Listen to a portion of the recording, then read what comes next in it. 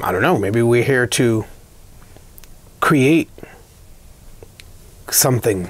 And we're sailing, and he's on the other side of the port with a sniper rifle, and he's shooting the boat with holes. I started to seek out those that I perceived as having done the work enough so that I could be around people that I could learn from. I have learned about myself that I do not have much forgiveness. And so I think that plays a lot on what love means to me.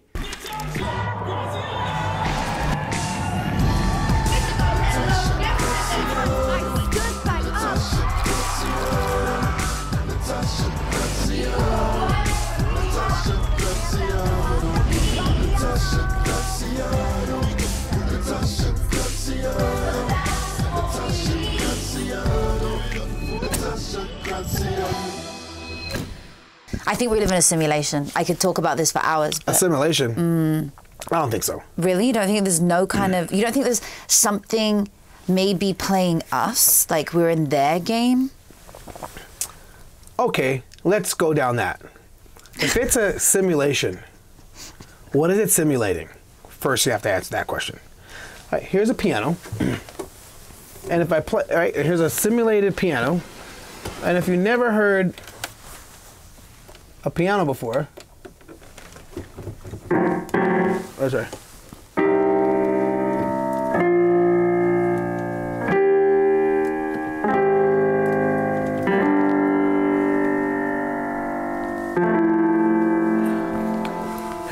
If you heard a grand piano, you would be like, oh wow, kind of sounds like a grand piano.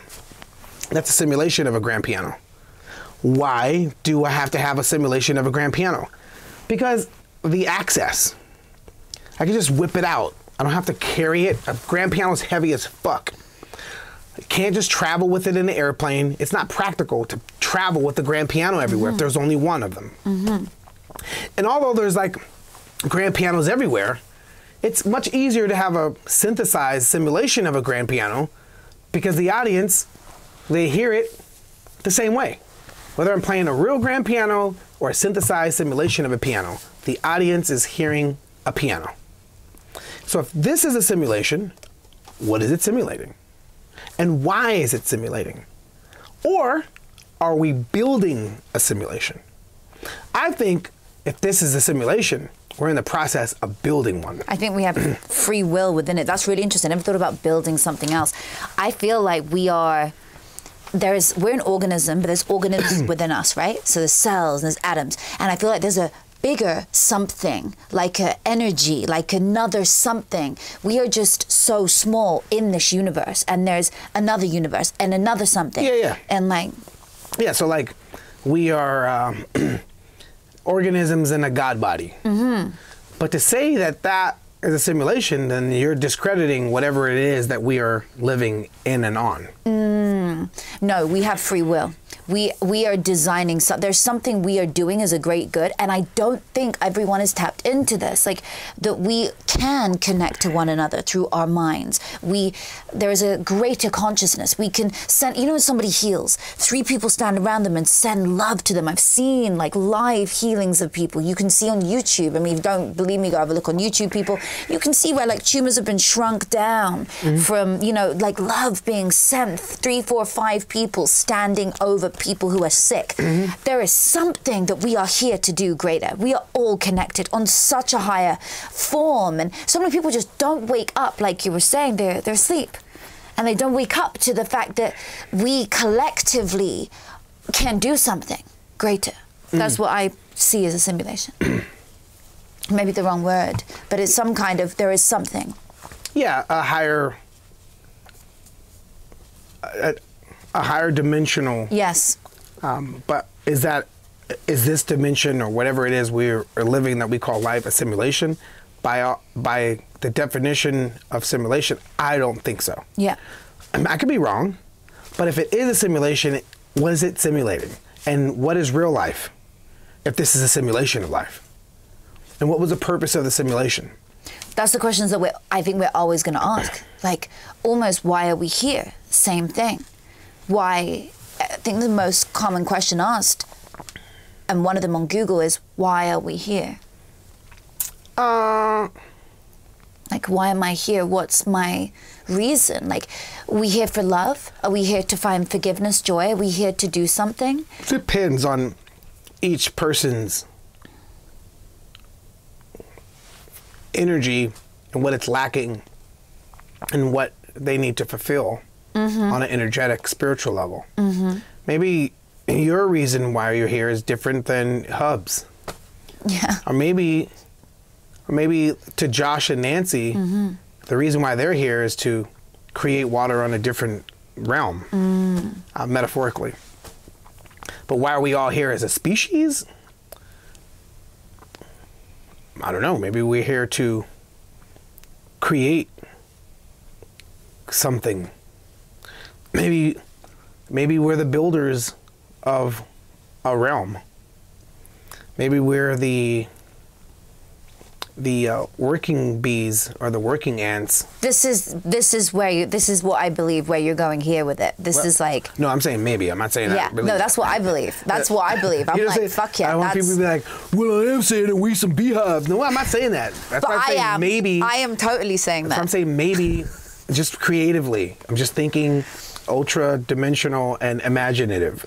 Maybe. I love this precursor. Maybe. Maybe we're the angel builders. Maybe we're the angel makers. That's beautiful. So, if you look at like Egyptian hieroglyphs, there are always these splice things happening. You have the half jackal, half whatever human form. You have half scarab, half human form, half bird, half human form. And then angels, you have like half bird, half human form, whatever type of human that angel is. You have the Sphinx, half lion, half human. You have all these like half that, half that. Right? Maybe human is like half ape, half whatever.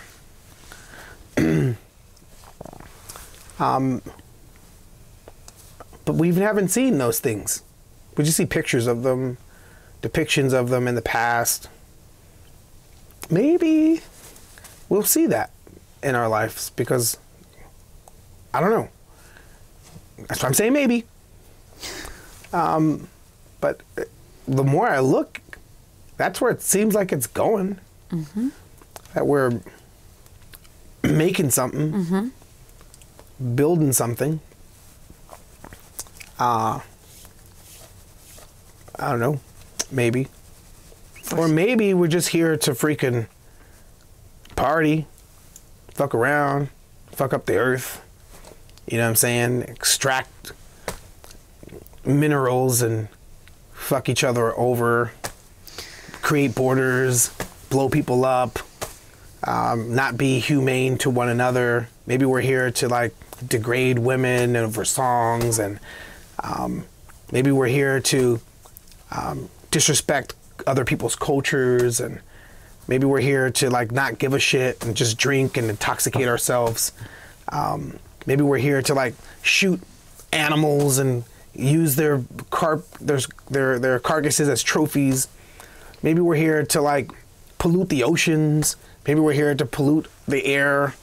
Maybe we're here to put satellites over the earth and have like, you know, space shrapnel out there colliding, shooting down to the planet. Maybe we're here to fuck shit up. Or maybe we're not. Maybe we're here to like grow spiritually.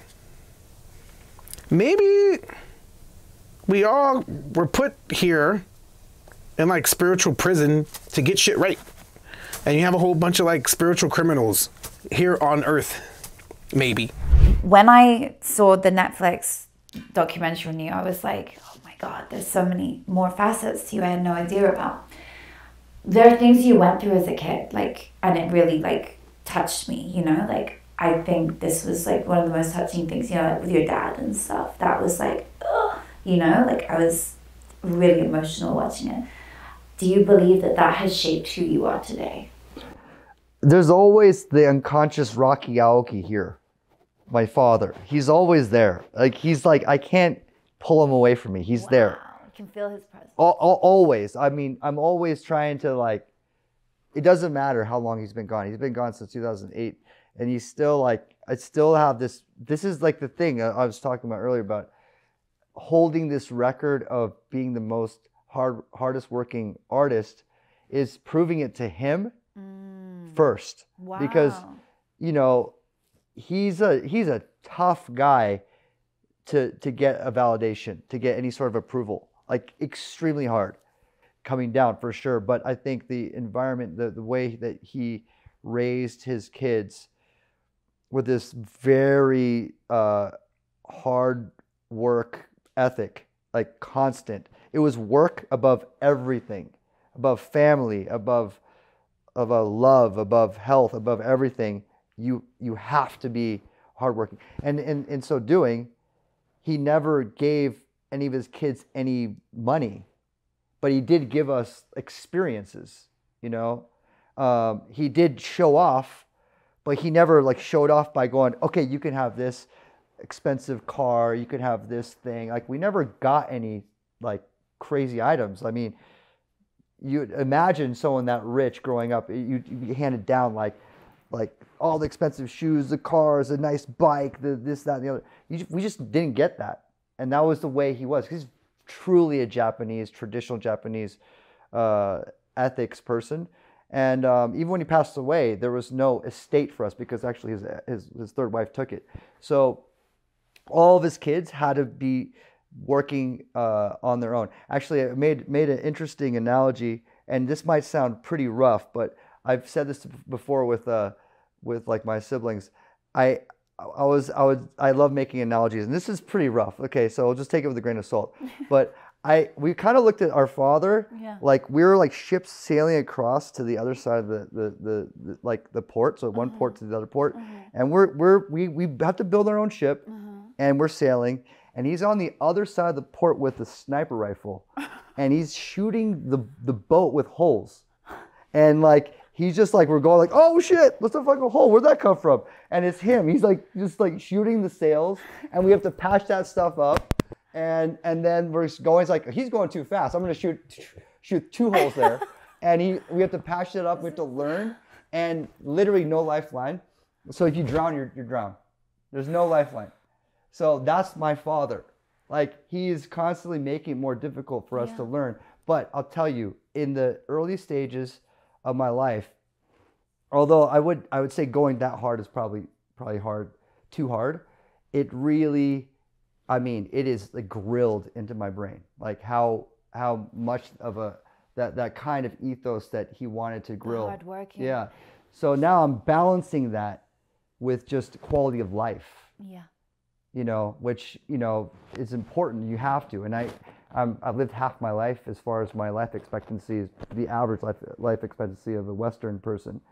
So hopefully, I mean, there is that like scientific theory that every year that you grow in life, it's like a quarter of a year that also grows with you because of technology and all that stuff. So it's not really 80, but you know, it's like sad to think I'm 45 this month and I have 40 years left. That's like not right. I've lived, if I live 10%, I feel like I've lived 10%.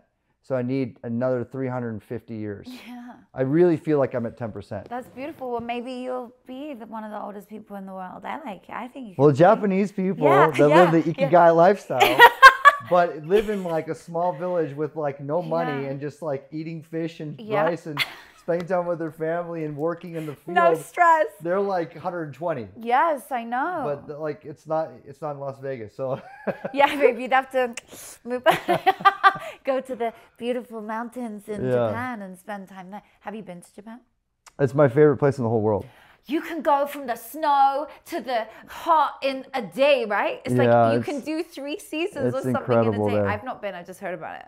Can you imagine a life where you effortlessly magnetize your dreams to you? Financial success, the love of your life, the family of your dreams, and everything you've ever dreamed of at your fingertips. With my approach to manifesting, I have a practical method where you use the power of your creative words. It's called scripting. We write in the past tense in a certain way to attract all our desires to us. I've done this. I met my husband in 3 weeks doing this. I helped myself heal twice. I helped myself get rid of a rash on my body. I have helped myself to elevate myself and get myself out there to so many people. I've changed my bank account number. I've added 2 zeros onto it. I have created abundance like I could never dream of. The most beautiful homes around the world. And you can do this too, like so many of my clients are currently doing right now. The success stories speak for themselves. I want to show you how to do it. This is for somebody who is ready though. Don't even bother coming unless you are ready to transform your life. If you feel like, oh, I'm on the fence, I don't know, none of this shit really works, then baby, it doesn't work. It doesn't work for you. This works for somebody who says, I'm ready. I'm ready to try something else. Try using the power of my words. I want to learn in a curriculum. I want to be in a group with other like-minded individuals, and I want to win. This is for entrepreneurs who are ready to go to the next level, or maybe get out of corporate America and go to the entrepreneurship world. If you're ready, come and join us inside the Scripting Society, and I'll see you there. Sitting on the plane today, I met this lady, and she has her own private jet firm thing and looks after big stars as planes. Yeah. You know, heaps of people, you know for sure. And we were talking, and she was like, the one thing I don't have is this dominant, beautiful alpha woman is love. And I was like, girl, this is exactly what I have. What are you looking for? I'm right here. I'm right here. I gave her she was like, I was praying for someone like you to show up and show me what to do. There it is. I love love. Like, it's such a fun topic, right? Awesome. Like, make it happen for people, just because love is a thing where, I mean, what do you, like, love for you? What is love to you? Ooh, we're getting deep. Yeah. What is love to Austin? Wow.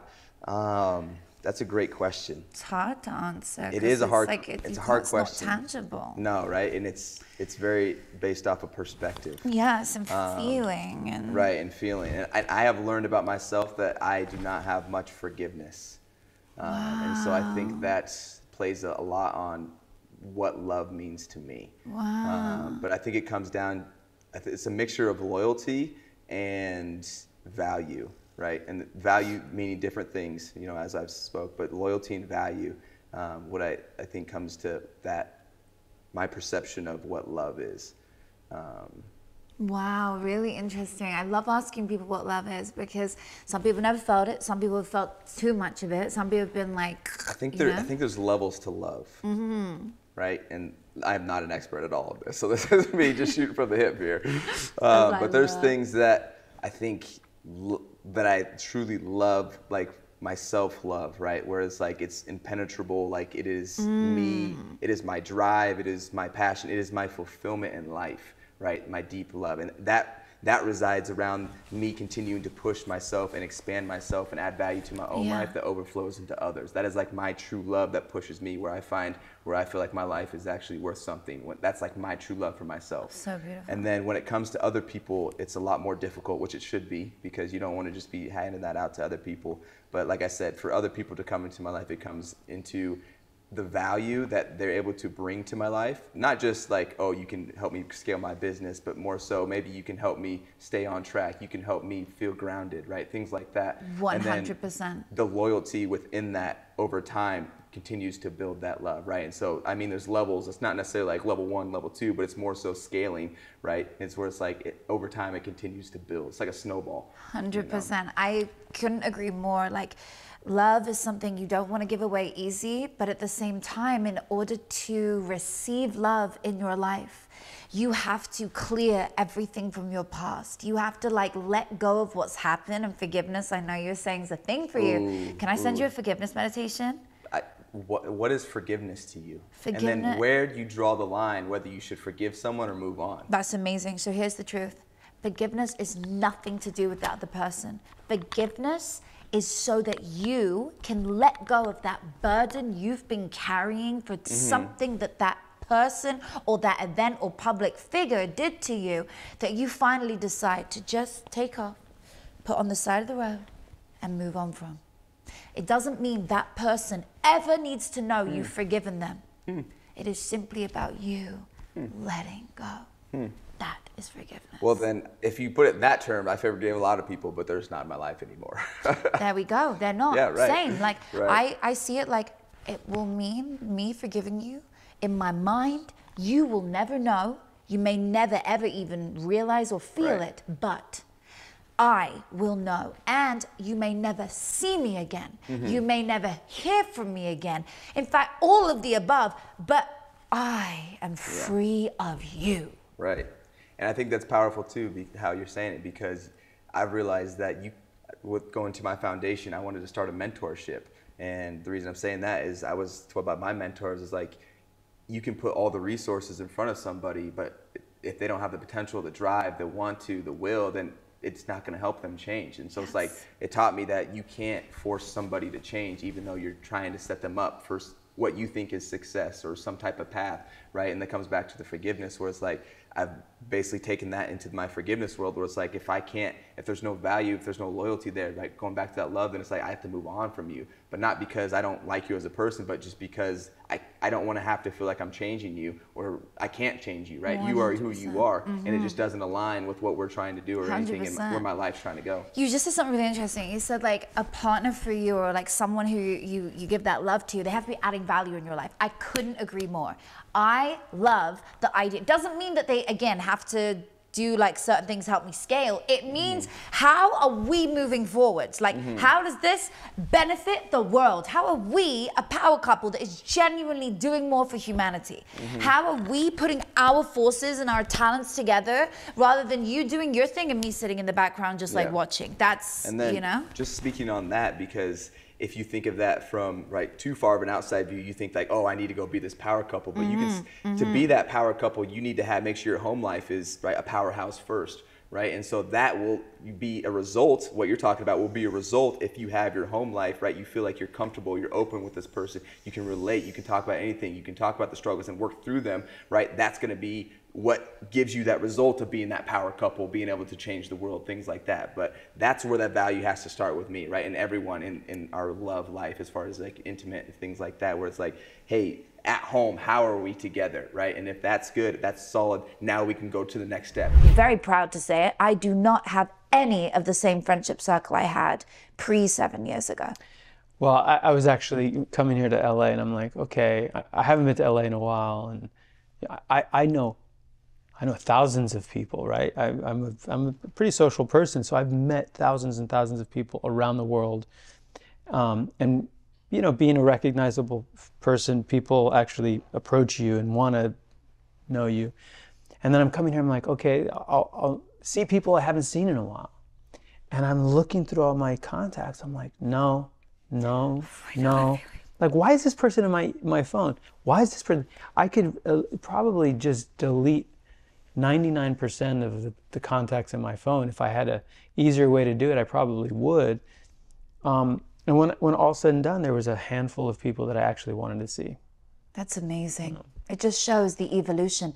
And you also want the people around you to be like you, because we're an average of the 5 people we spend time with. So if we are socializing with 5 exceptional people, if I'm, you know, my day is surrounded by you and perhaps 4 wonderful creative individuals, my average is going to raise. Your average is going to raise. You're around people who are inspiring you. You're going out, you're feeling elevated. You're starting your day off in the right way. But if you're surrounding yourself with negative calls, negative people who are bringing your average down, of course, you wonder why, not you, but one's average will lower.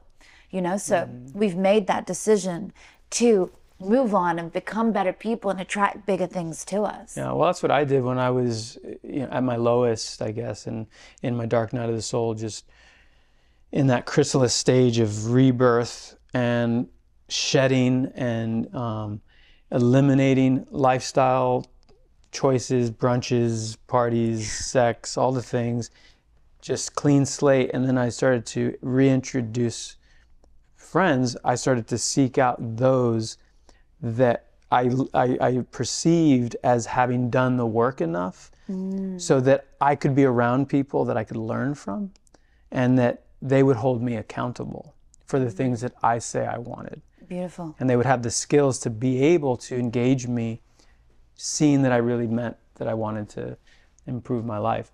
Now all my friends are, you know, they're top-notch, elevated men that every day I'm like, I better get my shit together. I love that. Like elevated entrepreneurs. They're, yeah, entrepreneurs. They're, you know, highly functioning, sophisticated philosophers and coaches. And love that.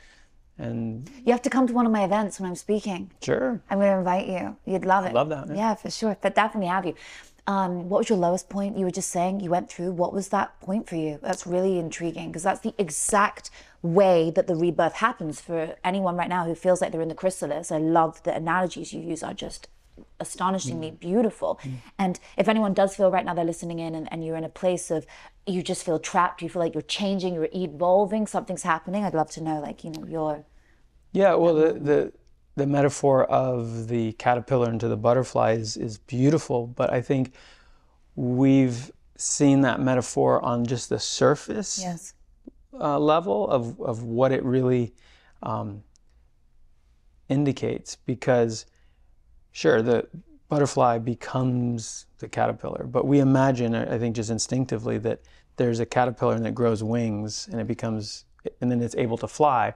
But what actually happens is a caterpillar will create a cocoon, like literally just eat and eat and eat, and then build this cocoon, like overindulge and overconsume. You know, it seems, because That's what the children's book's about. Which one? The caterpillar where it eats, now I get it, I never got it. Every day it eats salami and it eats cake and it eats another one, and it grew and it grew and it grew. I didn't know that. Right, so it's basically over-consuming, and it seems to the outside observer that it's just, it's eating itself to death. It's like, there's no purpose to it, but it's basically storing all this energy. It builds this cocoon, it goes into the darkness, like entirely, you know, shielded from the world, and then it secretes some sort of chemical, and it melts. Like the what we know as the caterpillar dissolves into a goop of genetic information. Like there's no form. Like the womb. It's no longer a caterpillar. This is crazy. It's literally just potential. Wow. So the caterpillar is no longer, it disappears, it's gone, it's dead. And then all of that genetic information starts to become and to grow into the butterfly.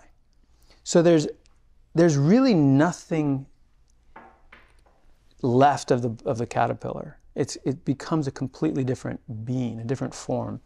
So that helped me when I was going through my transformation, because part of me wanted to hold on to the part of me that I was familiar with, that old caterpillar that was up to the same old shtick, right? Because when I met someone and I could show them the house or show them the car or show them the lifestyle, I felt like there was a familiarity to my identity, a continuity of self, and I got praise for it, right? I had a little bit of ego power because of that. But what I had to do was completely eliminate that whole old caterpillar, in order, like not a little bit, all of it, everything, so that I could truly step into an entirely different self that has no semblance of familiarity to the old. Like no old bad habits, not even a little bit. And that was a good 2+ year process.